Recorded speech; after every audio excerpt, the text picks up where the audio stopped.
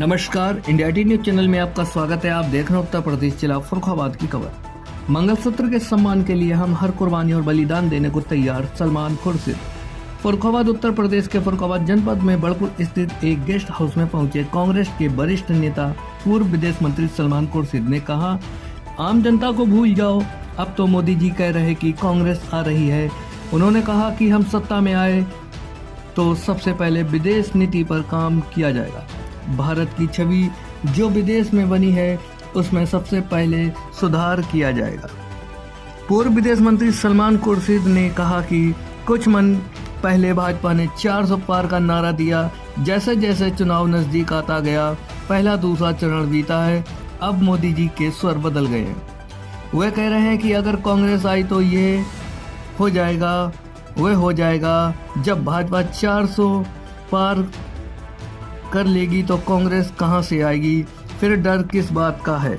मोदी जी को पूरब से पश्चिम तक जो हवा चल रही है, उन्हें कहीं से जानकारी मिली होगी कि कांग्रेस आ रही है।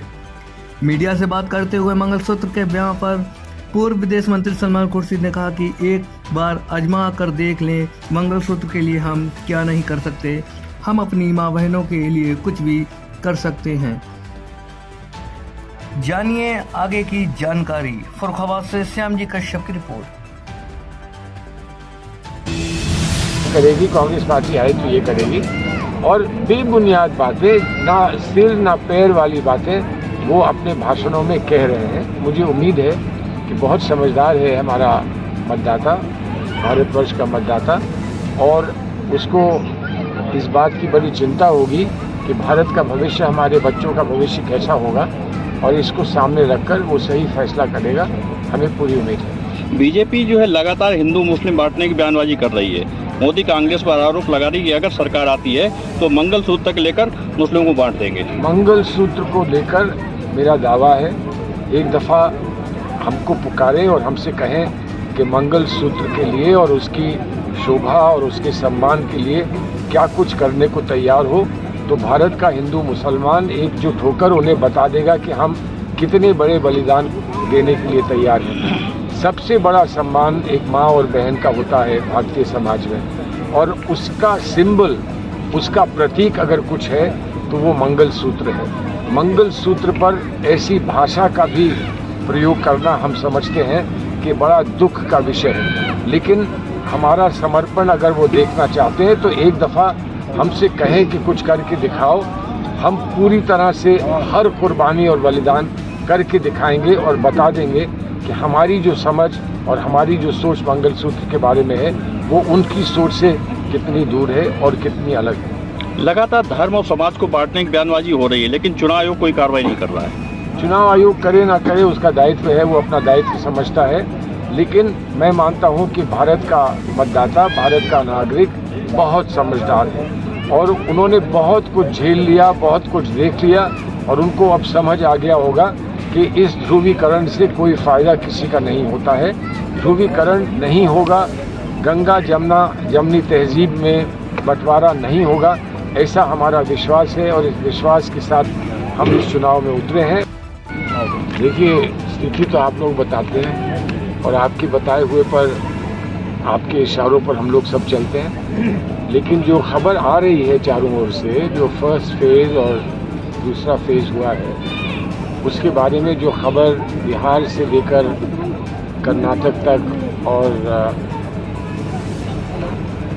और जगह जैसे राजस्थान है, मध्य प्रदेश है, और बंगाल है, असम है, सब जगह से जो हमको सूचनाएं आ रही हैं, जो हमको खबर आ रही है, वो दो किस्म के हैं। एक ये है कि गठबंधन आगे बढ़ता जा रहा है और अच्छी तेज़ी दिखा रहा है, और दूसरी तरफ भारतीय जनता पार्टी कुछ पीछे होती जा रही है और उसके कदम लड़खड़ाने शुरू हो गए, और आपस की भी उनमें दूरियां पैदा हो गई हैं। जो खबरें आ रही हैं, जैसे गडकरी जी के यहाँ से खबर है वो गुजरात से चुनाव लड़ रहे हैं, और जगह से जो भी खबर है उसमें ये आ रहा है कि जिस तरह से एक मजबूत पार्टी इकट्ठा होकर, एकत्रित होकर, यूनाइट होकर लड़ती है, वैसे भारतीय जनता पार्टी नहीं लड़ पा रही और वो उत्साह नहीं है उनके कार्यकर्ताओं में जो पहले देखा गया था।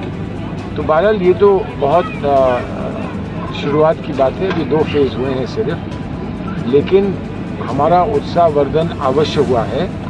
और एक अजीब बात ये हुई है कि एक तरफ भारतीय जनता पार्टी ये कह रही थी कि हमको 400 सीटें मिल रही हैं, उनको 400 सीटें मिल रही हैं, अब की बार 400 पार।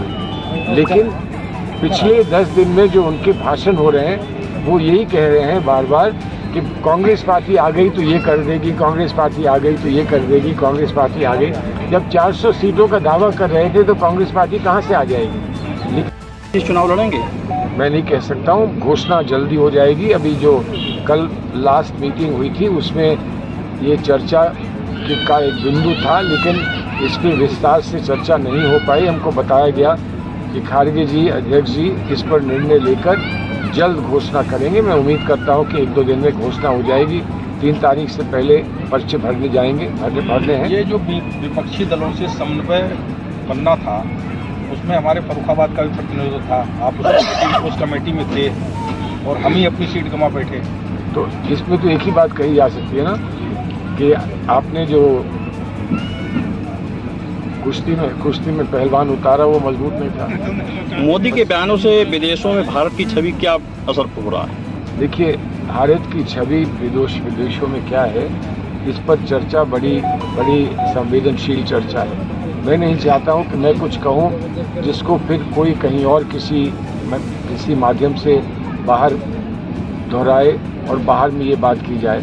हमको गंभीर चिंता है जो भारत की छवि बनकर आ रही है, उस पर गंभीर चिंता है, लेकिन इसको शब्दों में हम इसलिए नहीं कहेंगे कि हम ये नहीं चाहते कि हमारी कही हुई बात का कोई फ़ायदा उठाकर भारत पर प्रश्न चिन्ह लगाए। हमारी पहली आखिरी जो समर्थन हमारा है वो भारत के लिए है और भारत को अगर कहीं ठेस पहुंचती है तो उसको ठीक करने के लिए हम अपना दायित्व समझते हैं, कर्तव्य मानते हैं और हम सरकार में आएंगे तो सबसे पहले हम उसको ही सुनिश्चित करेंगे और उसको ही ठीक करेंगे। दिल्ली कांग्रेस प्रदेश अध्यक्ष विजय लवली ने अचानक इस्तीफा दे दिया, क्यों दिया? इस पर चुनाव से क्या फर्क पड़ेगा? अब देखिए, चुनाव पे फर्क तो किसी का नहीं पड़ता है, क्योंकि एक पार्टी का जो छवि होती है, पार्टी का जो लोगों के साथ जुड़ाव होता है और जो पूरी परिस्थिति